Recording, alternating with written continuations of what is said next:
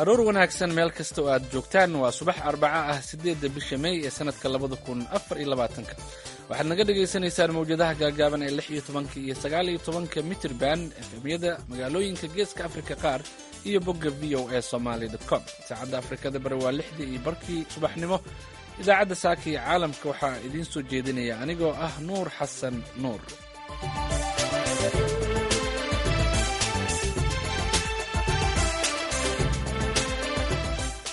qodobada aad ku maqli doontaan idaacaddeenna saaka iyo caalamka waxaa ka mid ah ra-iisul wasaaraha Soomaaliya oo magaalada Nairobi kula kulmay madaxweyne ku-xigeenka Kenya iyo falanqayn ku saabsan faa'iidooyinka ugu jira Soomaaliya heshiisyadii ay isniintii la saxiixatay Kenya.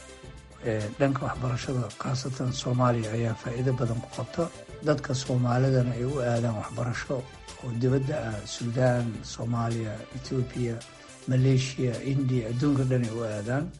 haddii Kenya ay si dhow ugu aadaan fursadna ay helaan waxaad moodaa inay aad faa'iido aad u weyn ay u yeelanayaan ardada Soomaaliyeed inay ka qayb qaataan. waxaad sidoo kale maqli doontaan iska hor imaad ay dad ku dhinteen oo xalay ka dhacay magaalada Boosaaso shir looga hadlayo horumarinta adeegyada biyaha dhulka hoostiisa ku jira ee dalalka IGAD oo ka furmay gobolka Faafan ee dowlad deegaanka Soomaalida iyo warar kale oo ku saabsan Soomaaliya iyo caalamka ayaan idin haynaa balse intaas oo dhan waxaa ka soo horeeya warkii caalamka.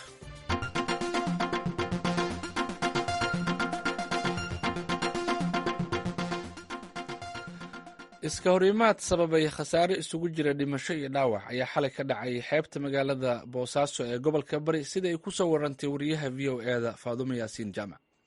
hal nin oo shacaba ayaa ku dhintay sarkaal ka tirsan ciidanka ammaanka Puntland iyo hal qof oo shacab ahna waa ay ku dhaawacmeen israsaasayn xalafiidkii dhex martay ciidamada ammaanka Puntland iyo rag la sheegay inay hub sharci darro ah ka dejinayeen xeebta dhinaca bari kaga aadan magaalada Boosaaso.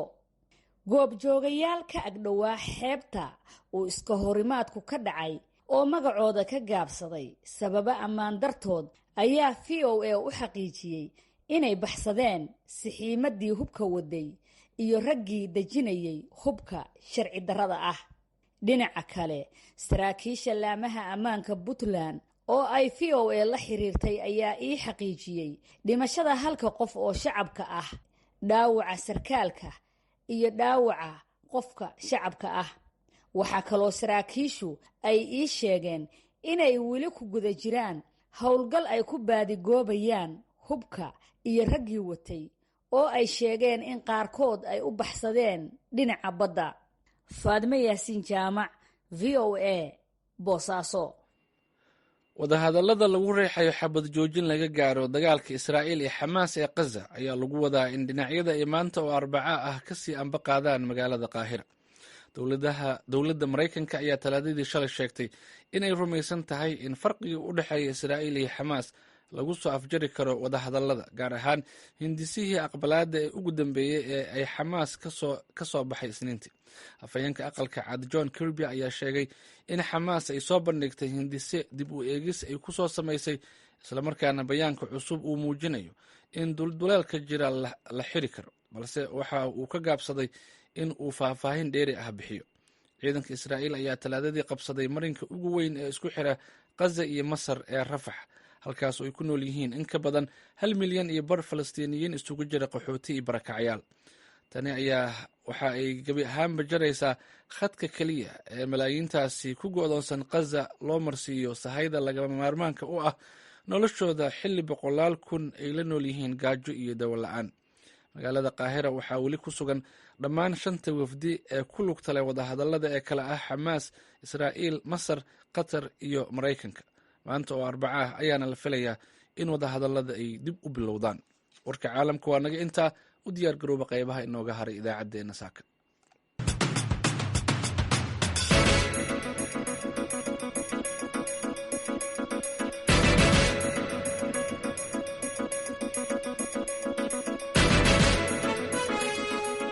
subax wanaagsan dhegeystayaal, halka aad nagala socotaan waa Voice of America, Washington. aan ku bilownay ra-iisul wasaaraha Soomaaliya Xamse Cabdi Barre ayaa talaadadii shalay magaalada Nairobi kula kulmay madaxweyne ku-xigeenka Kenya. labada mas-uul ayaa ka wada hadlay xoojinta xiriirka labada dal iyo qodobo kale. warbixintan waxaa nairobi ka soo dirtay wariyaha v o eda intisaar saalax. kulanka ra-iisul wasaaraha xukuumadda federaalka soomaaliya xamse cabdi barre iyo madaxweyne ku-xigeenka dalka kenya rigathi gachagua ayaa waxa uu maalintii shalay ahayd ka dhacay hoyga madaxweyne ku-xigeenka uu ka degan yahay magaalada nairobi.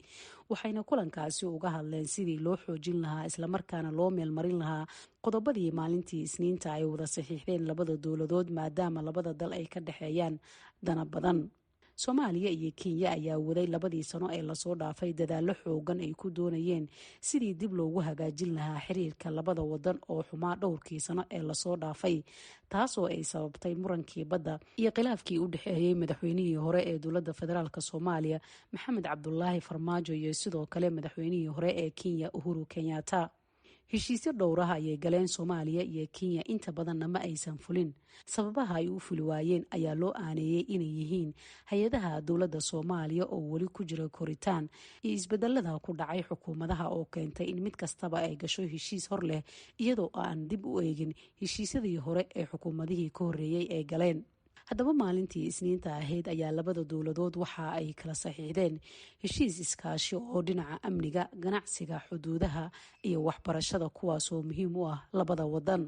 heshiiskan ayaa fududeynaya sidii labada wadan ay isku dhaafsan lahaayeen ganacsiga, islamarkaana si wada jir ay uga wada shaqayn lahaayeen ammaanka xuduudda labada wadan.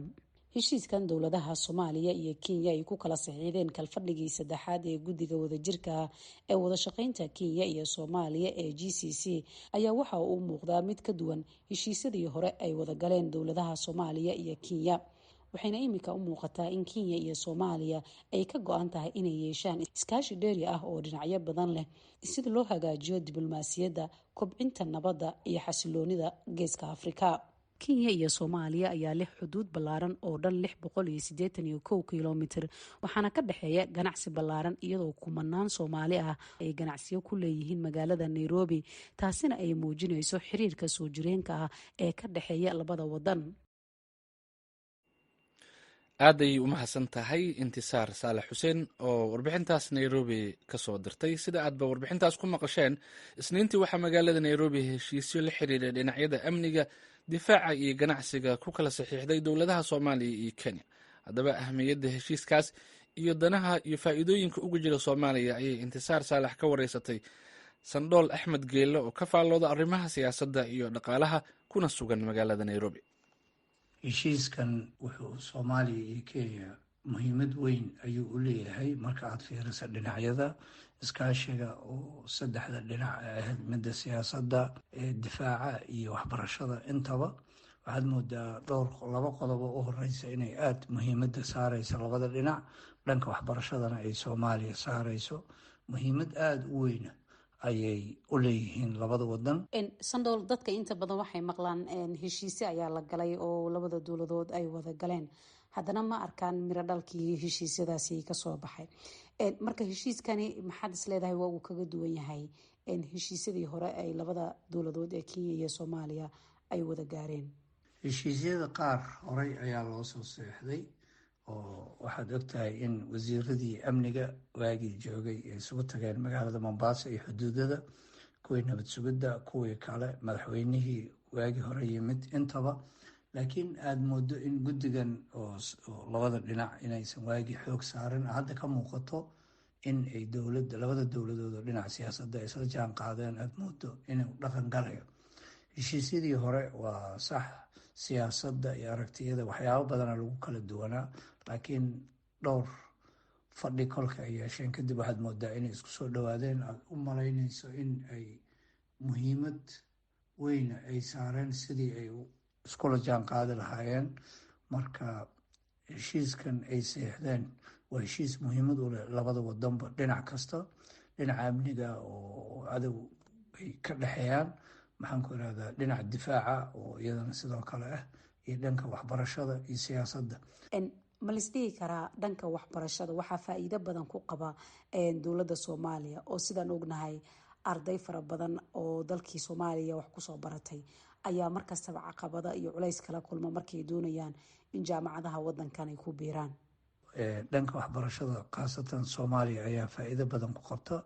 dhanka waxaad moodaa in skilliska iyo xirfadda shaqo oo ay leeyihiin waddanka kenya inaysan soomaaliya oolin, dadka soomaalidana ay u aadaan waxbarasho oo dibadda ah, suudaan, soomaaliya, ethoobiya, maleeshiya, indiya, adduunka dhan ay u aadaan.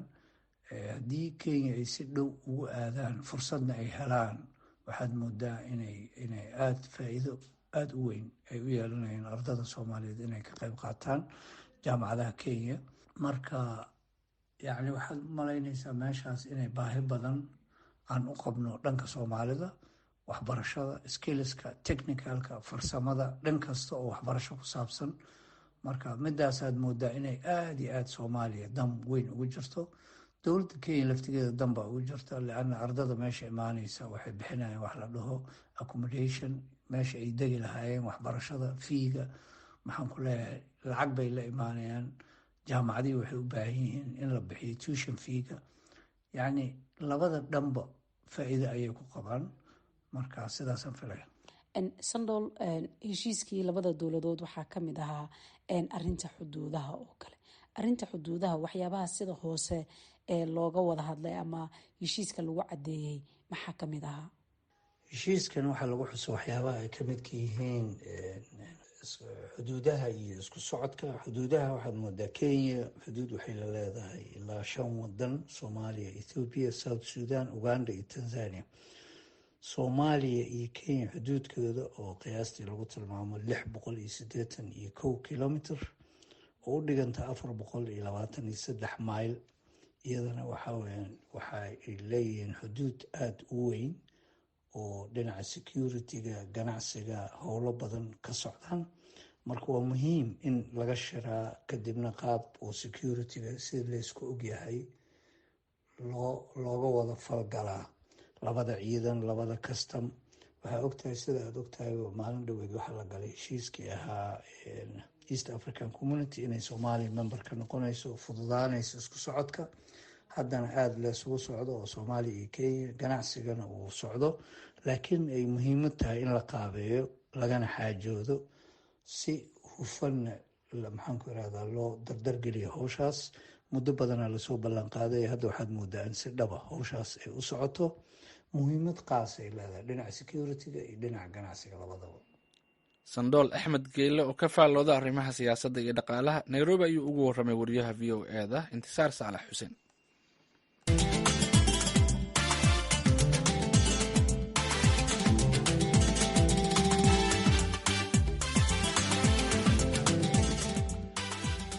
degmada shabeelley ee gobolka faafan ee dowlad deegaanka soomaalida ee ethoobiya waxaa shalay ka bilowday shir looga hadlayo horumarinta adeega biyaha dhulka hoostiisa ah ee wadamada urur goboleedka igaad.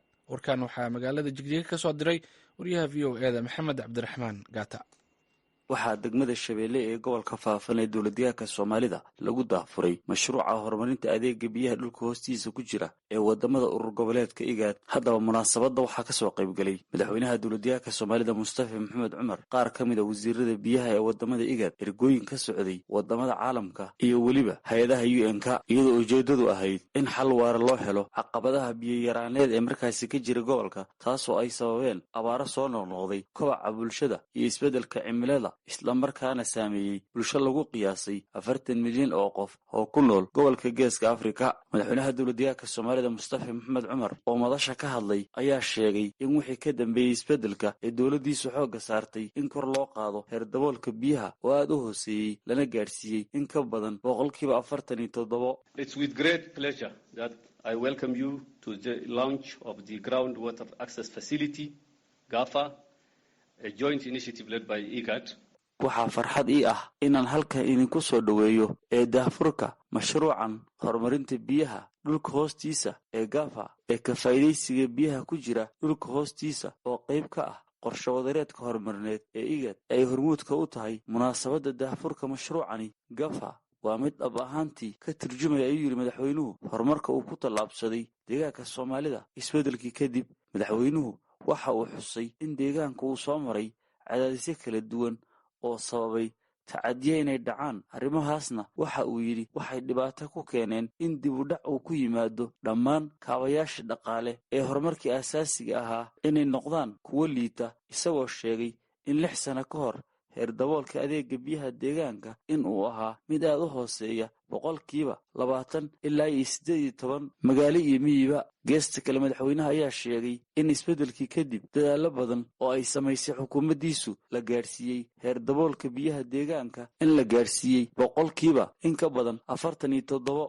geestooda waxaa iyaguna madasha ka hadlay qaar ka mid ah wasiiradii ka socday urur goboleedka IGAD ee wadamada South Sudan iyo Uganda. wasiirka biyaha ee South Sudan oo madasha ka hadlay I thank the federal government of Ethiopia and the regional government of Somalia for extending. waxa uu marka hore u mahadceliyey dowladda federaalka iyo tan deegaanka martiqaadka iyo soo dhoweynta ay u sameeyeen si ay markaasi qayb uga noqdaan daahfurka munaasabadda mashruuca biyaha dhulka hoostiisa gobolka geeska Afrika. ayuu yidhi waa mid saameyn ba'an ee u geysatay isbeddelka cimilada, taasoo ayuu yidhi ka dhigtay mid nuglaada fatahaadaha iyo abaaraha soo noqnoqda. inta aan xusuusto ayuu yidhi wasiirku, deegaanka Soomaalida waa meelaha dalka Itoobiya ka mid ah ay saamaynta ku yeesheen abaaruhu. arrimahanna waxa uu yidhi waa kuwo caqabad ku noqday wadamada dhaca bariga Afrika. mashruucanna uu ku tilmaamay ay daahfureen inuu xal waara u noqon doono caqabadahaasi jira.